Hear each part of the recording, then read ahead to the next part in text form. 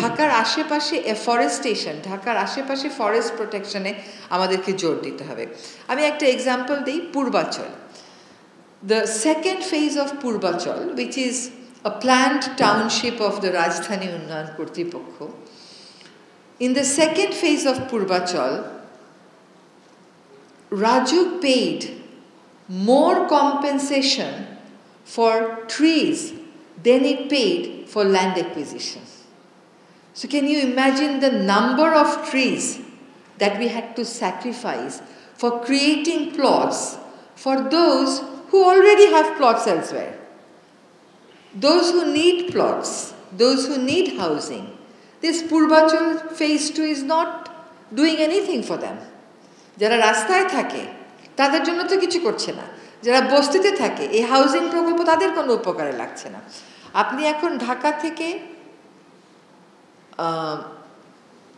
মাওয়ার দিকে যাবেন, দেখবেন চতুর্দিকে কেবল হাউজিং কোম্পানির সাইনবোর্ড ধান ক্ষেতের মধ্যে। তো এগুলোকে নিয়ন্ত্রণ করা অসম্ভব। কেন অসম্ভব হবে? শত শত হাউজিং প্রকল্প মাটি ফেলে রেখে দিছে, একটা বাসাও নাই ওখানটাতে।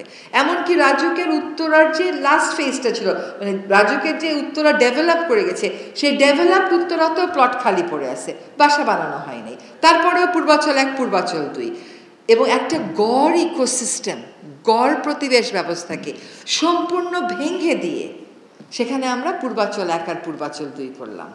এখনও যদি পূর্বাচলে যান, এখনও দেখবেন ওইখানে কি পরিমাণে সবুজ আছে। এই সবুজটা কিন্তু আজকে থেকে 20 বছর পরে আর থাকবে না। আজকে যে হিট স্ট্রেসের কথা বলছেন, এইটা কেমন করে আমরা কন্ট্রোল করব যদি ওই পূর্বাচলে যেখানে একটুখানি সবুজ আছে সেটাও শেষ হয়ে যায়?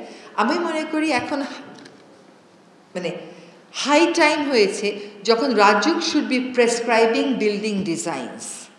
যা ক্ষতি করার তো করে ফেলেছে, এই মন্ত্রী এমপিদেরকে প্লট দিতে গিয়ে, তথাকথিত ভিআইপিদেরকে প্লট দিতে গিয়ে যা ক্ষতি করার তো করে ফেলেছে। এবং দেখেন এখন এই ক্ষতিটাকে পুরানোর তো রাস্তা আমাদেরকে খুঁজতে হবে। আমরা হয়তো থাকবো না, আমাদের প্রজন্ম তো, পরবর্তী প্রজন্ম তো থাকবে।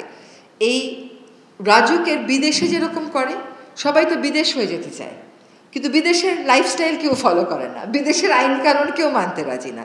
রাজুকের আসলে এখন বিল্ডিংয়ের প্ল্যানও বলে দেওয়া উচিত যে এরকম বিল্ডিং হতে হবে, ভেন্টিলেশন এরকম হতে হবে, লাইটিং এরকম হতে হবে, যাতে করে আমাদের একটা নিয়ন্ত্রণ আমরা আনতে পারি।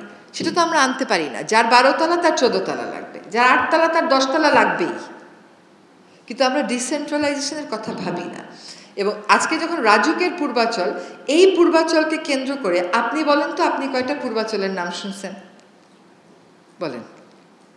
বাংলাদেশে কিন্তু পূর্বাচলের অভাব নেই। রাজুকের পূর্বাচলকে কেন্দ্র করে শত শত সাইনবোর্ড চতুর্দিকে ধান ক্ষেতের মধ্যে লাগিয়ে দিয়েছে। ওইখানে উত্তরা পূর্বাচল, দক্ষিণা পূর্বাচল, এই পূর্বাচল নানান নামে, এবং এইটাও আমরা নিয়ন্ত্রণ করতে পারছি না। So two cut it short, the problem is definitely worrying. We are all aware of it. It has this particular research has actually given us the scientific backup for the problem we are familiar with. এখন এই প্রবলেমটাকে পুরোটা হয়তো আমরা address করতে পারবো না। এরকম land স্কার্স কান্ট্রিতে ল্যান্ড হাংরি পপুলেশন যেখানে আছে, সেখানে ঢাকার পরিবেশের সমস্যা থাকবে, কিন্তু সেটাকে কমিয়ে আনা তো সম্ভব।